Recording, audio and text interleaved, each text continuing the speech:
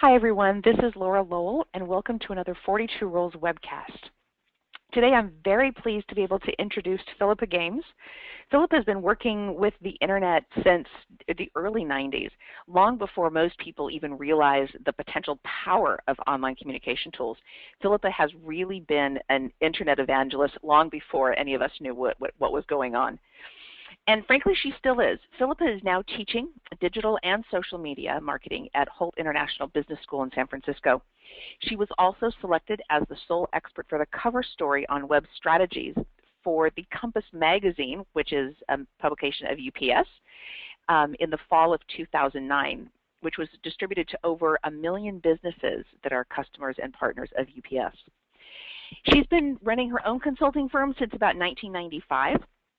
And Philippa estimates that she's critiqued about 5,000 websites in that time. So she's seen a thing or two and she knows what's going on.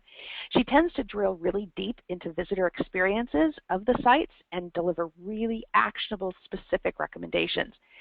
And her clients report significant improvements in their level of the quality of web traffic that they're driving, the overall engagement of their visitors, customer loyalty, and qualified sales leads within about 30 days of implementing her suggestions. So definitely somebody that you want to listen to. Philippa's book, 42 Rules for a Web Presence That Win, was just published in its 2nd edition. I'm very, very proud of her for updating everything and keeping us all informed. And in today's program, she's going to give you an overview of some of the new content, her latest research and ideas. So sharpen your pens, or your keyboards in this case. Listen up and help me welcome Philippa Games. Hey, thank you very much, Laura, and hi, everybody. So today I wanted to concentrate on one specific aspect of my book, which covers a number of different areas of web strategy. But today I just wanted to talk a bit about creating emotional connections online, which is something that I think a lot of websites, a lot of social media presences miss out on a little bit. You know, people make decisions emotionally, not intellectually, even if they rationalize their decision immediately after they've made it.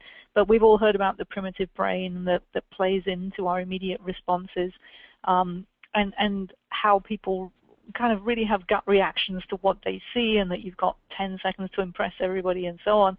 And so there's a large piece of my book that talks about creating emotional connection. And I thought that for the purpose of this webinar, which is really intended to just give you a flavor of what's in the book, I just look at some of those specific aspects. So my book is divided into 4 sections, and the very first is management level issues, which obviously covers a lot of governance and that kind of thinking, so it's not necessarily the most emotional section of the book. But there is one rule that I really enjoyed writing. It's Rule 8, which is called Weigh High Tech Against High Touch. My book contains a lot of interviews with outside experts, so it's my experience and thinking over pretty much 20 years of working with this stuff, but it's also a lot of other people's. And for Rule 8, I interviewed Rob Siefka, who's actually the Director of Customer Loyalty for Zappos, the online shoe store. And Weigh High Tech Against High Touch talks about knowing when you need direct, actual, people-to-people, voice-to-voice interaction and not electronic interaction, and understanding sometimes that's a gray area, but how to make the decisions about when it's time to actually invest in real talking to people. And Zappos has 24/7 telephone customer support, and I was particularly fascinated because I said to Rob, so do people really call you at 3 o'clock in the morning to talk about shoes? And he said, yes, a few of them do. And I said, well, how do you define whether or not it makes sense to your bottom line, to your profit and loss to provide that kind of service? And he said, we don't think that way, because we've already decided that we want to give customers this amazing experience, and because we know that it pays off, because 70 to 75% of our business is repeat and referral business. We know it works, and so we're going to keep doing this, and we're not going to worry about specific numbers about whether or not that piece works. So they really have a very good mix of high tech and high touch, and at the management level issue, management level of thinking, that's a great thing to think about before we get into some specifics about your web and your social media presence. But once you've done that, a lot of the second part of my book is about setting strategy and setting tactics. And if you're going to create emotional connections with the people that are coming to your web and your social media presence, then you have to know pretty clearly who's coming. And so Rule 18 in the book is called Personify Your Visitors.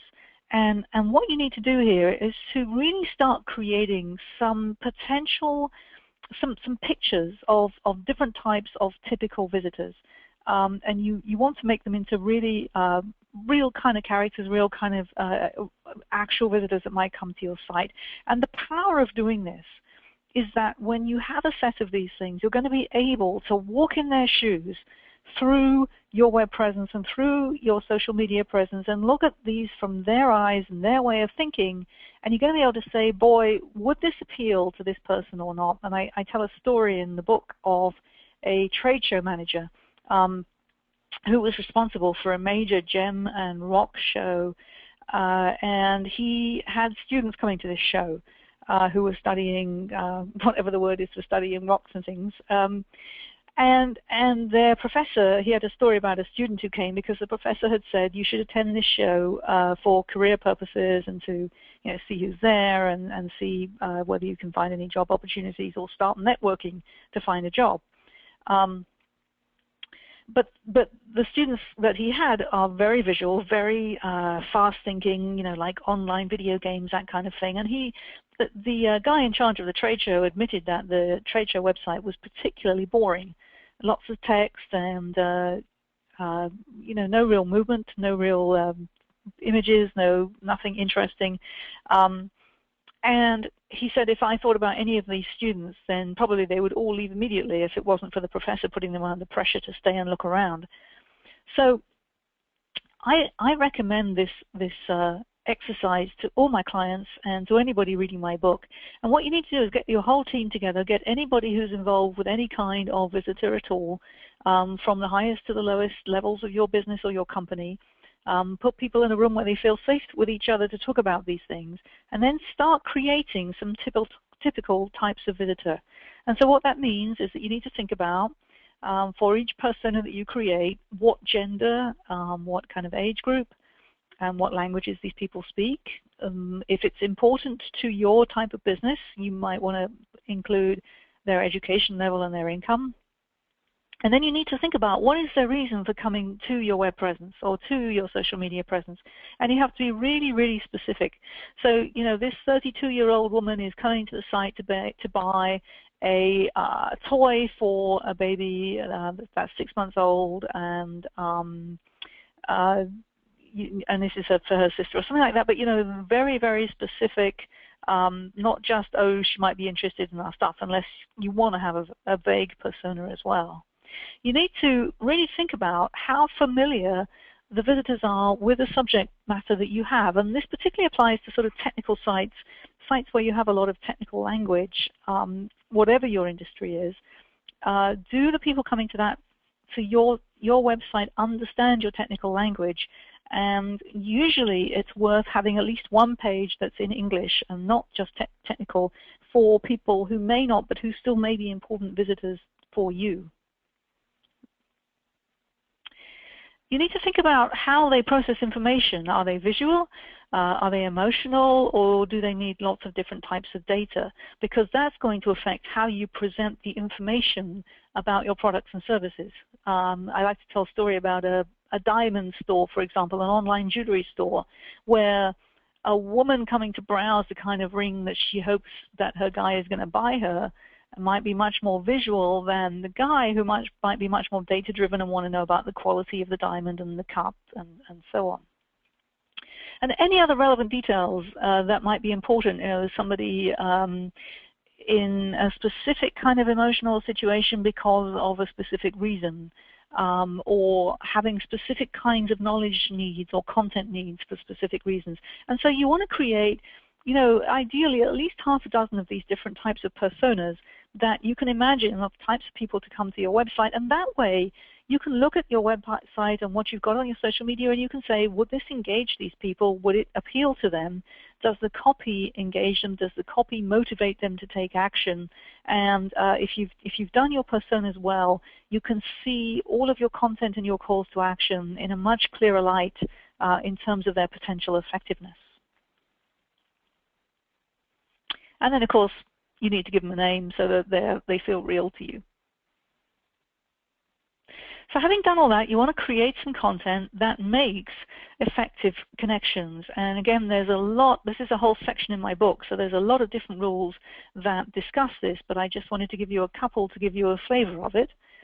So here's Rule 27, which says, speak the language of your visitors. And in that rule, I give an interesting fact. Over 70% of consumers would be more likely to buy a product online if it was described in their own language, and this applies to people who live in other countries and speak the language of that country perfectly comfortably. This still works. In addition, over 55% of consumers say that the ability to read in their own language is more important than the price. The ability to read in their own language is more important than the price. And so what this is saying is that if you have a large constituency of visitors and markets who speak a different language and that's their native language, even if they live in your country, then it's worth considering having content in that language on your website because, as you can see, it has more emotional appeal to these visitors. And by the way, it also has search engine benefits. If you're writing, say, Spanish content for people who speak Spanish based in the US, or Polish content for people who speak Polish based in the UK, for example, those people might be looking in Spanish or in Polish, and they're looking in Google US or Google UK. Your chances of coming up high in search engines in those countries for the keywords in the other language are much higher, because clearly your competition is much lower because most people haven't figured this stuff out. And there's my source for quoting those. And when we talk about one of the things that I know you've spoken about before is that the connection between language and the persona. It's really important to consider, what are the language ramifications? What different locales are your visitors coming from? Where are people coming from? What language do they speak? In developing that overall persona that you talked about earlier. Right. Absolutely. Yeah, and I think hopefully I had that in that list of what should be in the persona. Indeed. Yeah. So, I just wanted to point out that if you're going to consider this whole language thing, it's really worth having an actual real live human being who speaks that language do the translation for you. This is actually a slide from a speaking program that I did a while ago, and as you can see, this is a company that's based in Italy, and here's their page of their website in Italian. But if you use one of the automated browser translators, for example, that you can use that's built into something like Google, this is what it gives you. And as you can see, it gives you an idea of what it says. I mean, we understand what they're trying to say. Obviously, it's not polished English. And these automatic translators often have real problems dealing with slang or any kind of idiomatic expression. So if you're going to use other language content on your website or your social media, I would highly recommend that you get a real person to do the translation and you don't rely on these kind of automated programs. Rule 29 in my book says, blow your own trumpet differently. And what this is talking about is the importance of differentiation. And I quote some figures and some information from Marketing Experiments, which is one of the online research sites that I really like. And I've got a listing in my book at the back of recommended resources for if you really want good in-depth information about what's going on an ongoing basis. But Marketing Experiments have really proven that if you can differentiate yourself, and that means really saying why I should buy your products, your services, instead of anybody else's, in a way that actually truly does differentiate you, this can provide huge benefits in terms of outcomes. It can improve the impact of your web presence by something like 70% in terms of you getting the outcomes that you want. But getting to that differentiation is a really key exercise that many of us have difficulty with. And I know, Laura, I think probably you and I still struggle with this. I mean, I think everybody in business constantly struggles with saying exactly how am I different from anybody else. But it's a really important thing. And I just thought this was a participant in one of my programs recently who said, here's our challenge, getting the end consumer to understand our technology story and why our products offer something you can't get anywhere else. I mean, that encapsulates it. But if you can get that done right, then you really do have a competitive edge. And it means getting it done right. And I showed this slide where I have blocked out the name of the company here, but this was a participant in one of my programs, and I said, if you look at the wording here, we understand that cooking is about food, family, and friends. That's why our cookware is designed with beauty and performance in mind, meticulously crafted to last a lifetime. It's nice, but it's not differentiating, right? I mean, many people probably, or many companies that produce cookware might ultimately want to say that. And so how do you really distinguish yourself? I was tooling around the other day and I found this site, and I just love this statement. Mouse mitts, saving wrists since 1991. For over 20 years, our customers have gotten relief and protection from wrist pain, carpal tunnel, and RSI, repetitive strain injury. We invented the computer glove, we patented it, and it's still the best on the market for pain relief, ease of use, comfort, and protection, and it looks great. I mean, does that not tell you exactly what it is, why it's important, and why you should get it? Rule 33 is another really important rule in terms of emotional connection, and that's it. Not only do we want to make sure that we create connection, but we also want to make sure that we don't blow it really suddenly by stuff that we do that just annoys people, puts them off, or just really shuts them down. And some things that perhaps we don't always think of. So here's a shopping cart, or this is an e-commerce site, as you can see, that from a site that sells badges and all sorts of equipment around badges. This is, I guess, lanyards and hooks for lanyards. But one of the things that happens when you have products, I mean, this is for any e-commerce site or a site that has a lot of different items. What's interesting is that the more items that you show on any given page or within a person's view, the less likely the customer is to respond because they get confused. And there were really interesting marketing studies done of this kind of behavior in supermarkets where you have 25 types of jam as opposed to 6 types of jam, and actually the supermarket that only displays 6 types of jam actually sells more jam. Because people can be overwhelmed with choice. So thinking about how you're presenting your products and how you really allow customers to easily get to what they want or to think through what they want, and helping them with that thinking process, but without necessarily overwhelming them with too much information. Sometimes, and again, I've hopefully blocked out the name of this company, but this is an example of stuff that I see a lot. And again, system message, your quote basket is empty. If you think you received this message in error, please make sure that your browser is configured to accept session cookies. Laura, do you immediately remember how to do that? To be honest, no. No. And it's also handy that the sales chat person is offline as well. Oh, yes. You can't even ask a question. Right. Can't even ask her how to do it. So,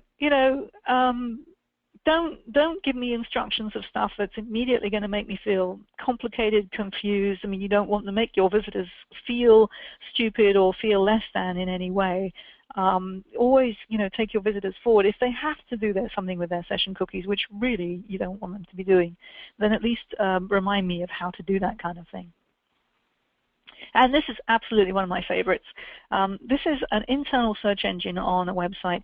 And in the book, I have an example of, there's a whole rule called internal search or site search is serious business. And it discusses why what you can tell from your internal search engine is so key to understanding exactly how effective your website and your social media presence is. And it's also really, really good market research for what people are looking for and what they expect to find on your site, and therefore perhaps what you should be providing to them. But again, the downside of an internal site search engine is that it can be a huge roadblock and a huge off-putter. So This is an industrial site, as you can see, and I searched for chocolate because I like searching for chocolate. You know, they don't sell chocolate, I understand that. But what I was really looking for is, what are they going to say when they say we don't have that? And anybody who's used any search engines on websites is familiar with this awful message that says, no results found, please try again. Because that makes it like it's your fault. Makes it like it's the visitor's fault. You know, you got this wrong, so you better try again. And I like to I like to look at audiences and say, you know, this is the equivalent of you actually sitting down in front of the person that you're trying to do business with, or in front of a customer, and the customer says to you, can you help me with this? And you look the customer in the eye and you say no, and that's all you say. And none of us would actually do that. None of us would just look at the customer and say no. We might say, no, but we do have an alternative item that you might find helpful. We might say, no, but I know somebody that I can refer you to help with that. We might say, no, but I can get that for you. We might say all sorts of things, but hopefully what we wouldn't say is simply, no, go away and don't, you know, this is your problem. So if you have an internal site search engine and it's going to come back with a negative results page, then see if you can get it to at least point to your knowledge base if you have one. See if you can get it to point to any other customer service resources that you have that can help people get answers to their questions. You can see on this screen, for example, I don't even see an easy-to-find phone number or an email address or any way of getting any further help with my search if, in fact, my search was for a legitimate product of this company. So don't put roadblocks that are unnecessary in front of customers. You always want to be helping a customer to move forward and not stopping them. The last part of the book is called Measuring Results, and it's all about one of my favorite topics, which is web analytics. Because I believe that if you really want to know what's happening with your web and your social media presence, you need to look at your analytics to find out what people are doing of their own accord without being, you know, pushed by you or suggested by you to do things, which is the sort of data that you get from focus groups, for example, or surveys, which is valid data. But the analytics tell you something else in addition and slightly different.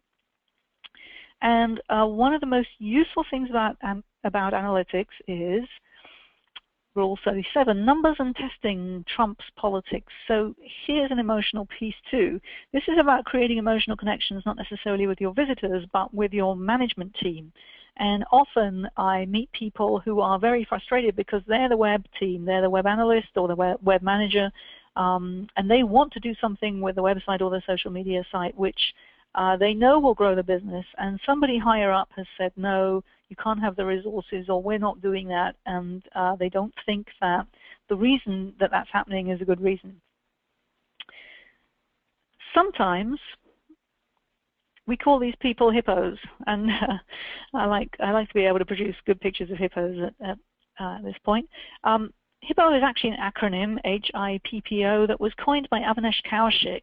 Avinash wrote the book Web Analytics 2.0 and Web Analytics an Hour a Day. He's one of the acknowledged gurus on web analytics. And by the way, I'm happy to say that he also endorsed this book, my book that we're talking about today. HIPPO is an acronym that stands for Highest Paid Person's Opinion. Highest paid person's opinion. And one of the things that can be really helpful to use analytics for is to get beyond that person's opinion, their gut feel, and prove to them using numbers that you need to take a different approach or you need to invest some resources. And just as a final example, this is one of my favorites. Again, I got this from a participant in one of my programs, and he was very upset because their web presence in the US had been taken over by a European company that bought out the US company. And the European company had very tight control over the US company and would not allow the US people to do a number of things that they wanted to do. And what was happening was that anybody who came to that website, if they put in a contact form, there were no direct contacts on the site. They simply had to put in a form, and when they put in the form, they got this, which said, "Thank you for contacting us. We will forward your question or request to the appropriate person, and we will respond to you as soon as we can." Which doesn't exactly fill you with confidence that you're ever going to hear from them. And my participant was extremely upset that this was going on because he felt like he was almost certainly losing business. And I said to him, have you looked at the analytics for your website? Which he hadn't actually, but what I suggested was look at the analytics. Find out how many people are generating this page by submitting a contact form, and then find out from the European office how many of those contact forms have actually been responded to. I'll bet you'll find a discrepancy, and look at the time frame in which people respond and so on, and I'll bet you could build a case for saying that yes, you are losing business. You could put some numbers on that case and hopefully influence your hippo to actually change their policy about how all these requests are handled. So that's a quick tour through some of my rules about creating emotional connections online, creating digital connections with feeling, and I would love to talk to anybody who's listening to this if you have questions.